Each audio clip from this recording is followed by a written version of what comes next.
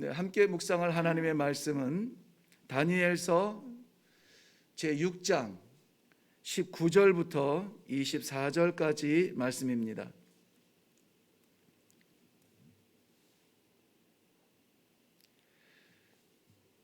23절까지 읽겠습니다. 죄송합니다. 다니엘서 6장 19절부터 23절까지 우리 다 같이 한 목소리로 읽겠습니다. 시작. 이튿날에 왕이 새벽에 일어나 급히 사자굴로 가서 다니엘이 든 굴에 가까이 이르러서 슬피 소리질러 다니엘에게 묻되 살아계시는 하나님의 종 다니엘아, 네가 항상 섬기는 내 하나님이 사자들에게서 능히 너를 구원하셨느냐 하니라. 다니엘이 왕에게 아뢰되 왕이여 원하건대 왕은 만수무강하옵소서. 나의 하나님이 이미 그의 천사를 보내어 사자들의 입을 봉하셨으므로 사자들이 나를 상해하지 못하였사오니 이는 나의 무죄함이 그 앞에 명백함이오며 또 왕이여 나는 왕에게도 해를 끼치지 아니하였나이다 하니라. 왕이 심히 기뻐서 명하여 다니엘을 굴에서 올리라 하매 그들이 다니엘을 굴에서 올린즉 그의 몸이 조금도 상하지 아니하였으니 이는 그가 자기의 하나님을 믿음이었더라. 아멘. 23절 마지막 절에 이는 무슨 사건인지 이제 나누게 되죠. 그가 자기의 하나님을 믿음이었더라. 믿음이 결론이었다라고 말씀하고 있습니다. 오늘 저는 말씀의 제목을 믿음의 결론이라 이렇게 정하고 함께 묵상하고 기도하려고 합니다. 너무나 잘 아는 내용입니다. 이건 주일학교 1, 2년만 다녀도 들었을 법한 그러한 아주 유명한 이야기의 배경이죠. 본문은 사자굴이라고 하는 독특한 이 배경을 가지고 메대왕 다리오와 다니엘의 그런 끈끈한 신의 관계를 보여주고 있습니다. 6장이 시작되기 바로 앞에 5장 30절 31절 보면 그날 밤에 갈대아 왕 벨사살이 죽임을 당하였고 메대 사람 다리오가 나라를 얻었는데 그때에 다리오는 62세였더라 그랬습니다. 갈대아 왕 벨사살, 우리가 아는 바벨론의 그 왕입니다. 그가 죽임을 당했고 메대 사람 다리오가 나라를 얻었다 했습니다. 이때까지 메대 왕 다리오였고요. 메대와 바사 왕은 원래 작은 연합 공동체 정도 됐죠. 그래서 다리오가 메대의 왕으로 있을 때에 바사에는 캄비세스 왕이 있었고요. 캄비세스의 아들인 우리가 아는 고레스와 오늘 여기 나오는 다리오 왕의 딸이 결혼함으로 통합이 됩니다. 그때 비로소 우리는 메대와 바사를 동일하게 보며 이 고레스를 인하여서 역전이 되죠. 그때까지만 해도 여기에 다리오가 이렇게 등장하는 것처럼 메대가 바사보다는 우위에 앞서 있지만은 이 결혼을 하면서 바사 나라의 아들이 주권을 잡게 되므로 바사 나라가 우리 역사에 등장을 합니다. 우리가 흔히 알고 있는 페르시아이죠. 페르시아. 자, 다리오는 120개, 이거는 바벨론에 다스리던 그런 행정구역인데요. 그 120개 되는 행정구역을 다스릴 만한 장관들을 세우고, 그러니까 각 지역마다, 그리고는 그 위에 총리 셋을 세웁니다. 총리 셋을 세우던 중에도 특별히 이 다니엘을 그들 가운데 가장 높은 자리에 이렇게 두고 왕은 신임을 합니다. 그때 보면은 오늘 3절 말씀해 볼까요? 6장 3절. 다니엘은 마음이 민첩하여 총리들과 고관들 위에 뛰어남으로 왕이 그를 세워 전국을 다스리게 하고자 한지라. 그러니 여기에서 120개를 다스리고 있는 고관들과 동급으로 있다 여기고 있었던 이 총리들이 이 시기가 나는 겁니다. 그래서 이 가시와 같은 다니엘을 죽이려고 합니다. 여기 저 이 모양 저 모양으로 그 다니엘의 흠을 찾으려 하나 허물을 찾지 못합니다. 25절 한번 가서 볼까요? 5절입니다. 5절 죄송합니다. 거기 보면 그들이 이르되 이 다니엘은 그 하나님의 율법에서 근거를 찾지 못하면 그를 고발할 수 없으리라. 흠을 찾지 못하겠다는 것입니다. 오로지 하나님의 율법에 걸리게 하자 하는데 그 율법이 뭡니까? 나 외에 다른 신을 내게 두지 말라. 너를 위하여 우상을 만들지 말고 하늘에 있는 것이나 땅에 있는 것이나 땅 아래에 있는 그 어떤 것도 형상을 만들지 말고 거기에 뭐 하지 말라? 절하지 말라. 다니엘이 목숨처럼 지키는 이 율법에는 하나님 외에 다른 신을 두지 못하도록 하는데 그 행위적인 모습이 뭐냐? 절하지 말라는 거구나. 우상을 만들지 말라는 거구나.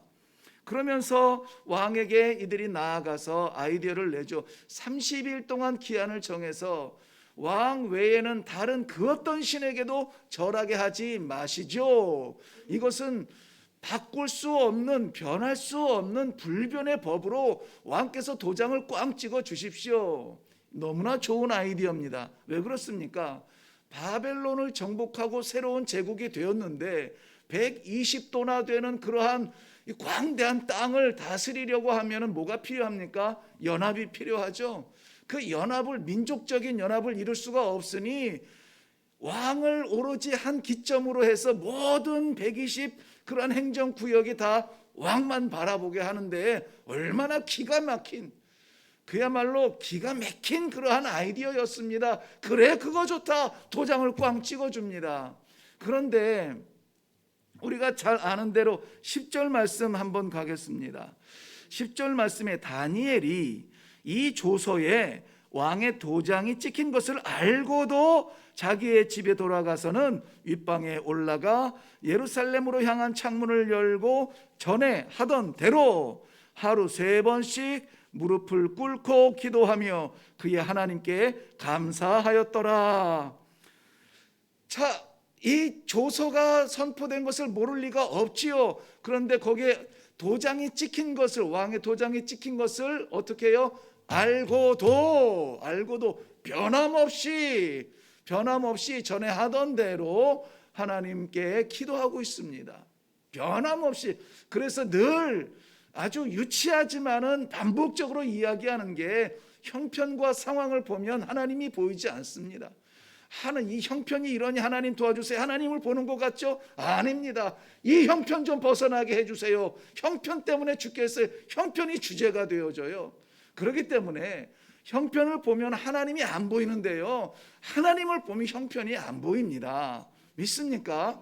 그래서 우리의 믿음은 형편을 벗어나게 해주실 거야 라는 믿음이 아니라 하나님을 믿으면 되는 거예요.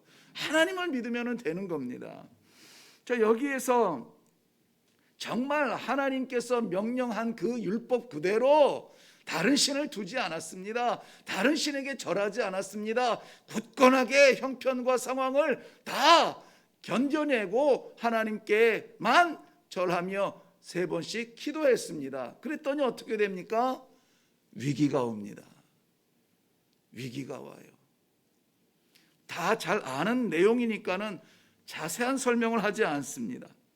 왕의 도장이 찍힌 고치지 못할 법대로 다니엘은 사자굴에 던져져야만 하는 위기가 옵니다. 이거는 힘든 과정, 어려운 과정, 하기 싫은 과정, 불편한 과정 정도가 아니에요. 사자굴에 던져지는 생명 걸린 위기가 찾아옵니다. 왕은 안타까운 마음에 먹지도 못하고 밤새 자지도 못하고, 성경에 보면은 새벽에 그랬어요. 새벽에 동이 트자마자 사자굴에 달려갑니다. 다니엘아, 네가 항상 섬기는 내 하나님이 사자들에게서 능히 너를 구원하였느냐. 사자굴에서 구원의 소리가 들립니다. 오늘 우리 본문에서 말씀 나눈 것처럼 나의 하나님이 천사를 보내어 사자의 입을 봉하셨습니다. 다니엘을 사자굴에서 올리시니 그의 몸이 조금도 상하지 아니하였다. 이는 그가 자기 하나님을 뭐 했더라? 믿음이었더라. 그렇죠. 하나님을 믿음이었더라. 여기까지 우리가 너무나 익숙하게 알고 있는 다니엘과 사자굴의 이야기는 여기까지 우리가 인식을 하고 있습니다. 어쩌면 여기까지가 우리의 바람일 수 있어요. 믿음이 있다면 사자굴에서도 하나님께서 나를 건져주실 거야. 어떤 형편에서도 나를 살려주실 거야. 우리 하나님은 그런 하나님이셔. 그런데요, 성도 여러분, 믿음은 변하지 않는 하나님의 선물이지만 거기에도 세 단계가 있어요. 단계가 있습니다. 먼저는 가장 믿음의 기본 단계, 다니엘 한 사람 사자굴에서도 건져주시는 거예요. 믿는 사람은 사자굴에서도 건져주신다. 아, 다니엘이 믿었으니까 살아났구나. 이게 믿음의 1단계, 기본 단계예요. 우와, 믿음의 기본 단계가 사자굴에서 살아나는 겁니다. 우리가 흔히 경험할 수 있는, 흔히라고 말할 수는 없겠지만, 그러나 믿음의 역사가 나타나는 신앙인의 삶 가운데 나타나는 하나님의 선물입니다. 이런 믿음의 열정, 믿음의 결단, 이런 믿음의 헌신, 이거 있으면 하나님께서 기꺼이 허락해 주시는 보상과도 같은 것 건져주시고 고쳐주시고 해결해 주시고, 이 정도는 뭐 기본이에요, 기본. 그런데 그것보다 조금 윗단계가 있습니다. 뭐냐면은 다니엘을 참소한 원수들이 그 올무였던 사자굴에서 죽었다. 믿음의 사람들을 먹으려고, 삼키려고, 넘어뜨리고 잡아뜨리고 없애보려고 시험하고 질투하고 시기하고 죽이려 했던 사람들이 오히려 그 자기의 올무에 죽게 됩니다. 무슨 말씀입니까? 원수가 물러가고 원수가 쫓겨가고, 우리를 유혹하고 시험하려고 달려들었던 그 사탄의 악책 같은 그 시험들이 들어오지만 믿음의 사람들을 바라보며 믿음의 사람들과 격돌하게 되면은 7길로 도망가게 되어 있습니다. 이기는 게 우리의 능력은 아닙니다. 믿음의 힘인 것이죠. 나 한 사람 사는 것으로 믿음에 만족하지 마세요. 이 사탄 마귀 유혹, 이런 시험, 이런 거 한번 이겨봐야 되지 않습니까? 적군을 한번 이겨보세요. 그러면 길이, 하늘길이 열리는 거 확실히 알게 됩니다. 우리를 둘러싸고 있는, 시험하고 있는, 유혹하고 있는 이 사회, 이 현대 사회에 무너진 윤리적인 그러한 이 혼란스러움, 우리의 믿음의 마음을 빼앗으려고 하는 여기저기서 집값이 어떻고 정치가 어떻고 뭐 코로나가 어떻고 막 이런 것들이 불쑥불쑥 올라올 때, 그런 것들이 정말 이 믿음의 힘으로 무너지는 것을 볼 수 있어야 됩니다. 원수들이 무너지죠. 오늘 여러분들 성도님들과 함께 나누고 싶은 단계는 최고의 단계입니다. 이 시대의 마지막 시대에 이 믿음의 결단의 용기가 있으면 하나님께서 허락하시는 최고의 단계입니다. 우리 26절, 27절 가볼게요. 본문이 좀 길어서 제가 읽겠습니다. 내가 이제 조서를 내리노라. 사자굴에 던졌던 왕이죠. 내 나라 관할 아래에 있는 사람들은 다 다니엘의 하나님 앞에서 떨며 두려워할지니 그는 살아계시는 하나님이시요 영원히 변하지 아니하실 이시며 그의 나라는 멸망하지 아니할 것이요 그의 권세는 무궁할 것이며. 이거 계속 나만 읽으니까 좀 힘이 덜 나네요. 거기에 여러분 그 아멘이 되는 부분에서는 한번 맞습니다, 아멘 한번 해보세요. 다시 읽겠습니다. 내가 이제 조서를 내리노라. 내 나라 관할 아래에 있는 사람들은 다 다니엘의 하나님 앞에서 떨며 두려워할지니 그는 살아계시는 하나님이시요 영원히 변하지 아니할 이시며 그의 나라는 멸망하지 아니할 것이요 그의 권세는 무궁할 것이며 그는 구원도 하시며 건져내시기도 하시며 하늘에서든지 땅에서든지 이적과 기사를 행하시는 이로써 다니엘을 구원하여 사자의 입에서 벗어나게 하셨음이라. 여러분, 이게 지금 누구의 입에서 나옵니까? 다리오 왕의 입에서 나오는 고백입니다. 하나님을 알 수도 없었고 이스라엘 백성들의 전통적으로 복음의 영역 안에 있지도 않은 이방인의 입술에서 나오는 고백입니다. 온 땅에 있는 모든 백성과 나라들과 언어가 다른 모든 사람들에게 평강이 있을지어다. 무슨 평강이에요? 하나님께서 주시는 평강입니다. 어디서 많이 들어본 것 같지 않아요? 믿음의 결론, 최고의 단계는요, 바로 이거죠. 요한계시록 7장 9절의 내용이 이렇게 기록되어져 있습니다. 이 일 후에 내가 보니 각 나라와 족속과 백성과 방언에서 아무도 능히 셀 수 없는 큰 무리가 나와 흰 옷을 입고 손에 종려가지를 들고 보좌 앞과 어린 양 앞에 서서 큰 소리로 외쳐 이르되 구원하심이 보좌에 앉으신 우리 하나님과 어린 양에게 있도다. 각 나라와 모든 백성과 다른 말을 하는 모든 방언에서 사람들이 셀 수 없는 사람들이 다 일어납니다. 그리고 오늘 본문에서 찬양했던 그 하나님을 찬양합니다. 구원하심이 보좌에 앉으신 하나님과 어린 양께 있도다. 해석이 필요 없죠. 이 믿음의 최고 단계, 그것까지 우리 성도님들이 맛볼 수 있기를 주님의 이름으로 축원합니다. 기도하겠습니다. 살아계신 하나님 아버지, 믿음 주시니 감사합니다. 믿음 주셔서 죄에서 해방되고 영원한 생명 얻게 하셔서 나 살게 하시니 감사합니다. 하나님, 주의 기도하는 백성들, 말씀 받은 백성들, 사탄, 마귀, 원수들 쫓겨나가는 것을 보게 하시고 영적 전쟁에서 승리하는 기쁨을 허락하여 주시옵소서.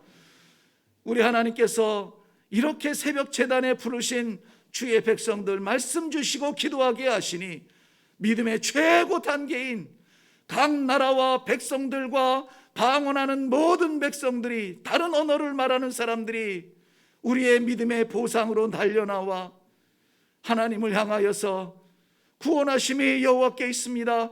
구원하심이 어린 양께 있습니다. 놀라운 이 생명 복음의 확장이 일어나게 하여 주시옵소서. 감사드리오며 예수님 이름으로 기도하옵나이다. 아멘. 네, 이제 벌써 주말이 시작이 됩니다. 이번 주말에 저는 월요일까지 뵙지 못하겠지만 오늘과 내일과 주일에 우리 기도의 동역자들의 믿음의 삶에 기대하는 게 있습니다. 오늘 주신 이 말씀대로 나 사는 것 가지고 만족해하는 믿음 차원에서 머무르지 마시고 내 믿음을 시험하는 억누르고 있는 사탄 물리치는 경험 한번 하시고, 그것보다 더 멀리 알지도 못하고 상관도 없는 각 나라와 민족과 백성과 방언 속에 있는 묻혀있는 갇혀있는 저들을 위하여서 믿음의 영향력을 끼칠 수 있도록 여러분 기도하시고 행동하시고 결단하시고 그러한 열매들을 좀 이루어 봤으면 좋겠습니다. 생각이라도 하시고 기도라도 하시고 아버지께서 붙여 주옵소서. 기도할 심령들을 붙여 주시옵소서. 선교사들을 위해서 기도해도 좋고요. 이번 주말에는 반드시 알지 못하는 영혼들을 위하여서 꼭 기도하고 그들을 위해서 뭔가를 결단할 수 있는 복된 믿음의 승리자들이 다 되시기를 주님의 이름으로 축원합니다. 많이 기도해야 되겠지만은 우리 저 사랑하는 딸이 들어와서 우리 경민이라고 저쪽에 보면 어린아이 하나 있죠? 어리지 않습니다. 절에배도 어제 수능을 치렀습니다. 우리 경민이 정말 이 시대에 어쩜 저렇게 순수할까? 믿음이 참 좋아요. 우리 경민이를 위해서도 꼭 기도해 주십시오. 저런 아이들이 정말 마지막 시대의 믿음의 빛처럼 쓰임받을 수 있도록 우리 자녀손들을 위해서 기도하실 때에 이름이 경민이에요. 경민이를 위해서도 꼭 기도해 주세요. 좋은 결과를 하나님 앞에 영광 올려드리고 오늘 다니엘처럼 나 혼자 사는 믿음이 아니라 이 세상을 구원할 수 있는 믿음의 일꾼 되게 해달라고, 하나님의 도구가 되게 해달라고. 그렇다고 해서 목회라는 거 아니고 네, 우리 다 같이 기도하면서 내려가겠습니다.